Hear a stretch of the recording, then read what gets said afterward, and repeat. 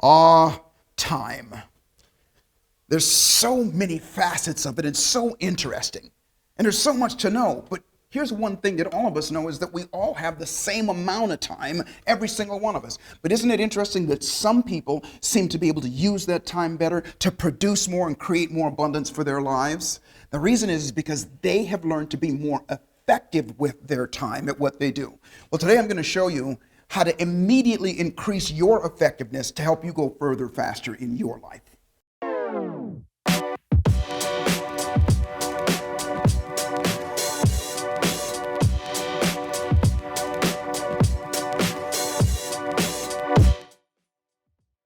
All right, so you may have heard of the book, The 7 Habits of Highly Effective People. Brilliant book, and it breaks down those habits of what the people that get stuff done more efficiently, what they do, what they believe.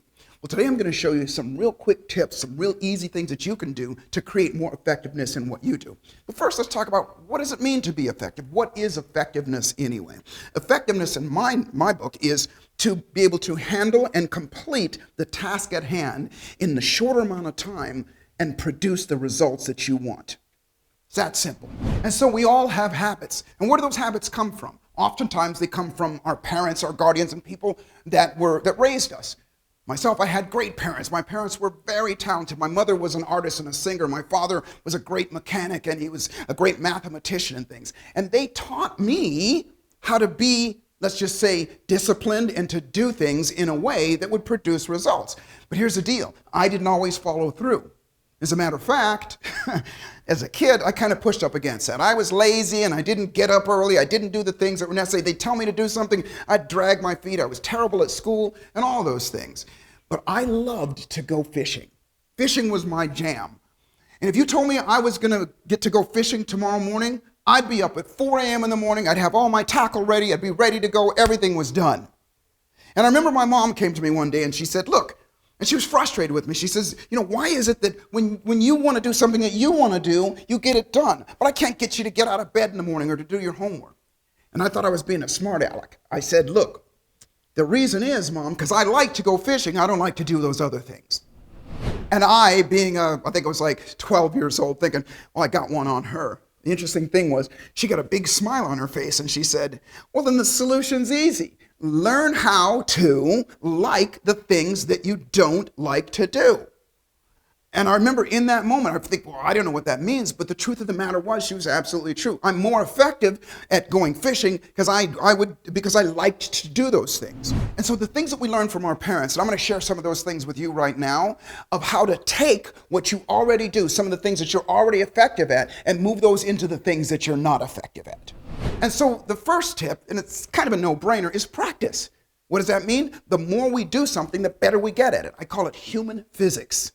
And so, obviously, in terms of fishing for me, I did more of it. Practice just means doing something over and over again. I did more of that over and over again till pretty soon I started to learn different things. I could tell you, what fish was this. I could tell you where to go fishing, what lure to use and all those things. But I would do it over and over again. I remember as a kid sitting there and just looking through the books and things like that and reading about it and studying and things like that because I liked it. But practice doesn't mean just doing it. Practice means doing it with enthusiasm, doing it with some excitement attached to it. Because when you do, even if you have to force yourself to be excited, smile while you're doing it, when you do, your nervous system takes it and you learn it deeper.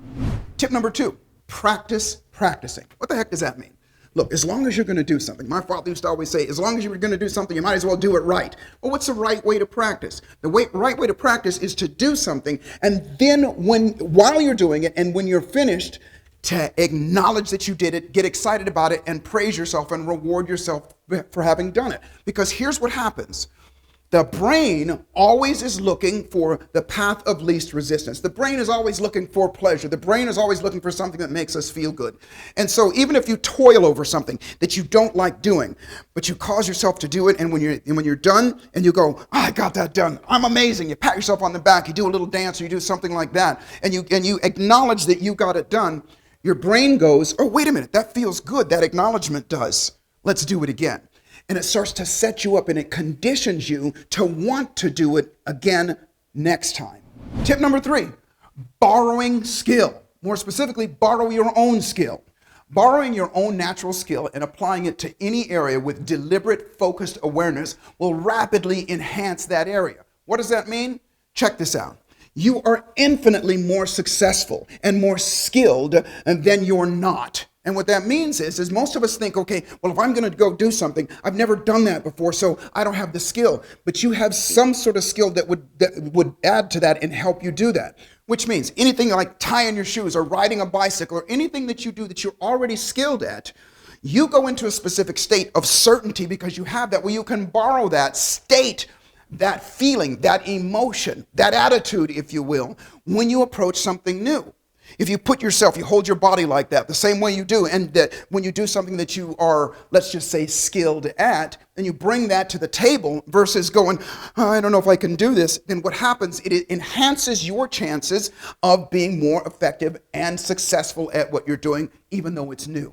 Tip number 4, refocus your efforts. Learn to refocus. Listen, people tell me all the time, Joseph, I need to learn how to focus more because focus is power. And it really is. You know, when you're focused on something, your body is into it and you're going in that direction.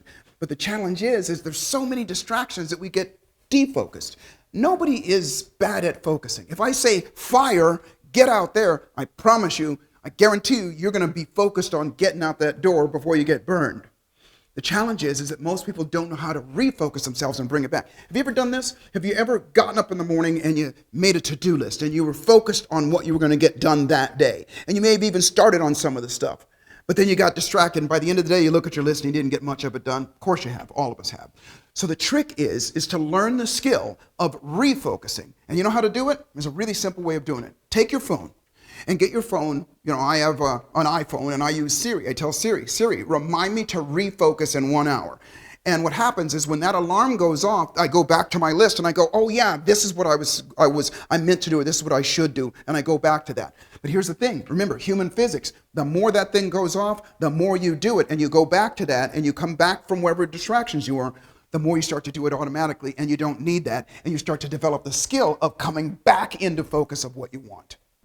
Look, so I hope you get it, that you can become more effective at whatever it is that you do. You can borrow from yourself. You're already effective at things. And if you're looking for other ways to level up and make your life better and go further faster, click on the link because I have a free book for you called Awesome Sauce. And Awesome Sauce in it, again, is going to be not just, you know, tips and things like that, but things that you can do to actually start to condition yourself so that you show up better and go further faster in your life. Click on the link. Get the book, use it, do the things inside, and I look forward to hearing from you about your successes. So listen, thank you for watching this video. I hope you enjoyed it. And make sure that you click on the subscribe button and also ring the bell so that you get notified when we have another video coming in, because we always got great more videos. And there's another video coming up. Watch it. I know you're going to enjoy it.